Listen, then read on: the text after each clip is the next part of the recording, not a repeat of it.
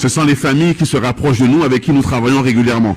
Donc toutes les informations que nous avons, ce sont des informations de la famille de Mokoko qui nous informent de la situation. Et c'est ces informations-là que nous utilisons justement pour plaider une cause que nous considérons comme étant juste, parce que ça devient comme une assistance humanitaire et sanitaire.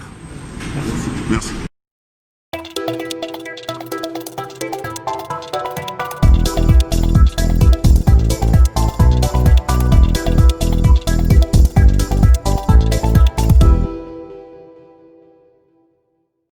Nous constatons simplement que le général Mokoko est mourant. Depuis la dernière fois, sa santé s'est dégradée. Et aujourd'hui, nous avons demandé, nous sommes retrouvés pour faire une demande au président de la République. Le président de la République est le seul à décider sur cette situation. Et donc, sachant qu'aujourd'hui, le général Mokoko est mourant, son pronostic vital est engagé, il peut mourir d'un moment à l'autre. Voilà pourquoi nous demandons au président de la République d'autoriser son évacuation sanitaire. Il y a plusieurs interprétations sur son état de santé, mais vous savez très bien que dans notre pays, les conditions sanitaires ne sont pas bien organisées, ne sont pas bien établies. Et donc, son évacuation est nécessaire pour son état de santé. Quelle que soit la maladie que certains évoquent, aujourd'hui, les conditions ne permettent pas au Congo que son état de santé s'améliore.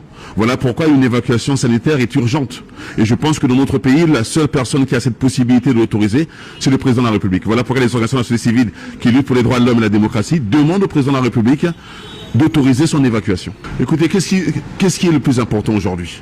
C'est d'avoir des considérations, de sauver une vie. Je vous rappelle que ce monsieur est un ancien chef d'état-major et qu'il a aussi protégé le Congo dans sa gestion de l'armée à une certaine période de notre pays pour ne pas arriver au pire. Vous le savez très bien.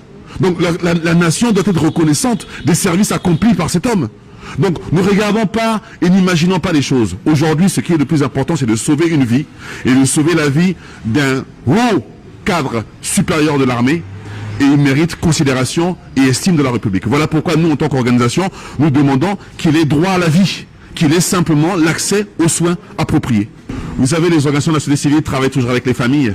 Ce sont les familles qui se rapprochent de nous, avec qui nous travaillons régulièrement.